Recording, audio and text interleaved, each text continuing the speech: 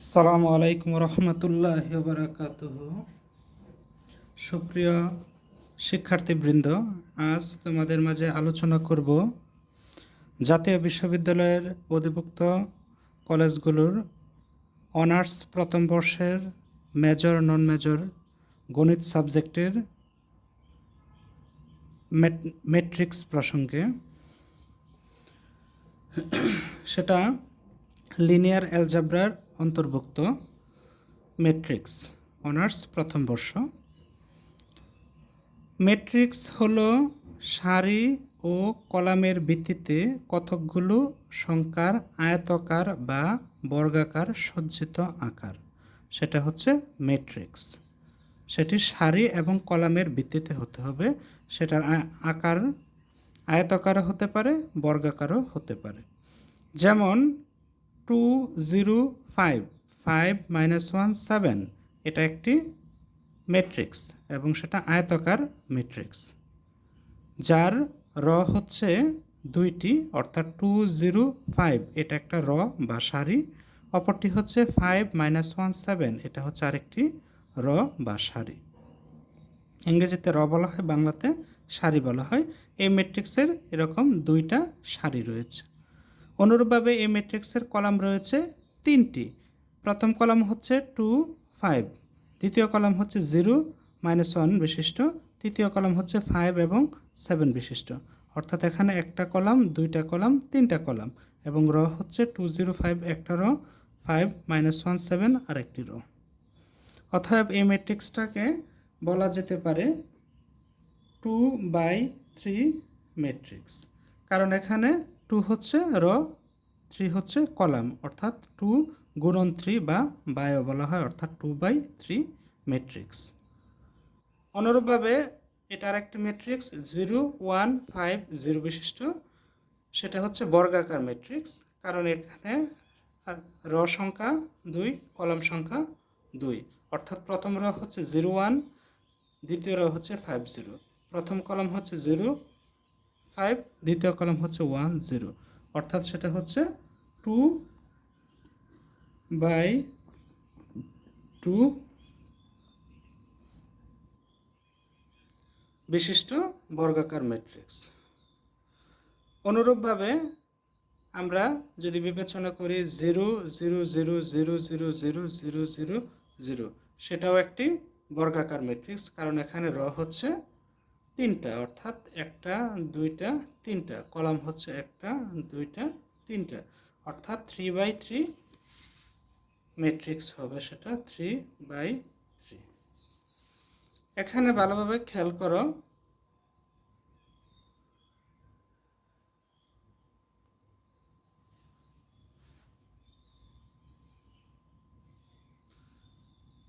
এখানে যে জিনিসটা প্রতীয়মান সেটা হচ্ছে এখানে থার্ড ব্র্যাকেট ইউজ হবে ম্যাট্রিক্সের ক্ষেত্রে, আবার ফার্স্ট ব্র্যাকেট ইউজ করেও করা যেতে পারে, তবে সেকেন্ড ব্র্যাকেট কোথাও ম্যাট্রিক্সের ক্ষেত্রে ব্যবহৃত হবে না। তবে শেষের যে ম্যাট্রিক্স সেটাকে আমরা বলতে পারি নাল বা শূন্য ম্যাট্রিক্স, কারণ এই ম্যাট্রিক্সের সবগুলো উপাদানই শূন্য বা 0। এবার দেখো ম্যাট্রিক্সের ক্রম। কোনো ম্যাট্রিক্সের সারি এবং কলাম সংখ্যা, যেমন 1 নং চিত্রে 2টি সারি, কলাম 3টি, অর্থাৎ ক্রম হচ্ছে 2/3, যে কথাগুলো আমি আগেই বলে ফেললাম। 2 নং চিত্রে যেটা ম্যাট্রিক্স আছে সেখানে হচ্ছে 2/2 ম্যাট্রিক্স, 3 নম্বর হচ্ছে 3/3 ম্যাট্রিক্স। এবার দেখো শূন্য ম্যাট্রিক্স। যে ম্যাট্রিক্সের প্রত্যেকটি উপাদান শূন্য তা হলো শূন্য ম্যাট্রিক্স। উপরের 3 নং চিত্রে যে ম্যাট্রিক্স সেটা হলো শূন্য ম্যাট্রিক্স, যে কথাটা আমরা ইতিপূর্বে আলোচনা করেছি। এবার দেখো বর্গ ম্যাট্রিক্স। যে ম্যাট্রিক্সের সারি এবং কলাম এর সংখ্যা সমান তাকে বর্গ ম্যাট্রিক্স বলে। যেমন এখানে 2/2, অর্থাৎ দুইটা র বা সারি, দুইটা কলাম, অর্থাৎ এটা বর্গাকার ম্যাট্রিক্স। এখানে 3টা সারি, 3টা কলাম, অর্থাৎ এটাও বর্গাকার ম্যাট্রিক্স, অর্থাৎ এটা এবং এটা বর্গাকার ম্যাট্রিক্স, এটা হচ্ছে আয়তাকার ম্যাট্রিক্স। এবার দেখো সিঙ্গুলার বা ব্যতিক্রমী ম্যাট্রিক্স। এটি গুরুত্বপূর্ণ একটা বিষয়। শিক্ষক নিবন্ধন, স্কুল এবং কলেজ পর্যায়েও এই প্রশ্নটা এসে থাকে এবং সেটা অনার্স লেভেলেও এসে থাকে গণিত বিভাগে। ব্যতিক্রমী বাংলা শব্দ ইংরেজি হচ্ছে সিঙ্গুলার। কোশ্চানে সিঙ্গুলার ম্যাট্রিক্সও আসতে পারে, ব্যতিক্রমী ম্যাট্রিক্স শব্দটাও আসতে পারে। একটি বর্গ ম্যাট্রিক্স একে বা যে কোনো একটি ম্যাট্রিক্সকে ব্যতিক্রমী ম্যাট্রিক্স বলা হবে যদি ওই ম্যাট্রিক্সটার নির্ণায়ক শূন্য হয়, নির্ণায়ক বা ডিটারমিনেন্ট শূন্য হয়। যদি এ ম্যাট্রিক্স হয় তাহলে এর নির্ণায়ক 0 হবে। নির্ণয়কে আমরা এরকম দুইটা টান দিয়ে দুই পাশে বোঝানোর চেষ্টা করব, ইকুয়াল 0 হয়। অর্থাৎ এ ম্যাট্রিক্সের নির্ণায়কের মান 0। যেমন এ যদি একটা ম্যাট্রিক্স এরকম বর্গাকার ম্যাট্রিক্স হয় 2 4 4 8 বিশিষ্ট, তাহলে এর নির্ণায়ক কীভাবে হবে? এক্ষেত্রে নির্ণায়ক হচ্ছে আর গুণন হবে, কোনি গুণ হবে প্রথম রয়ের প্রথম উপাদান এবং দ্বিতীয় রয়ের দ্বিতীয় উপাদানের সাথে কোনি গুণ হবে, অর্থাৎ 2 × 8, তারপর ফর্মুলার একটা মাইনাস হয় সূত্রের, তারপর হচ্ছে বাকি দুটো উপাদান গুণ হবে, অর্থাৎ 4 × 4। তাহলে কি হয়? 8 দুগুণে 16 মাইনাস 4 4 16, অর্থাৎ 16 - 16 = 0 হয়। অর্থাৎ এই ম্যাট্রিক্সকে ব্যতিক্রমী বলা হবে এজন্যই যে এর নির্ণায়ক বা ডিটারমিনেন্ট 0 হয়। অর্থাৎ এই ম্যাট্রিক্সকে সিঙ্গুলার বলা হচ্ছে। অন্যথায় সেটাকে অব্যতিক্রমী বা সিঙ্গুলার নয় এমন ম্যাট্রিক্স বলা হবে। যদি এক্ষেত্রে কোনো সংখ্যা আসে প্লাসের বা মাইনাসের, তখন সেটা অব্যতিক্রমী হবে। এবার দেখো ম্যাট্রিক্সের র্যাঙ্ক।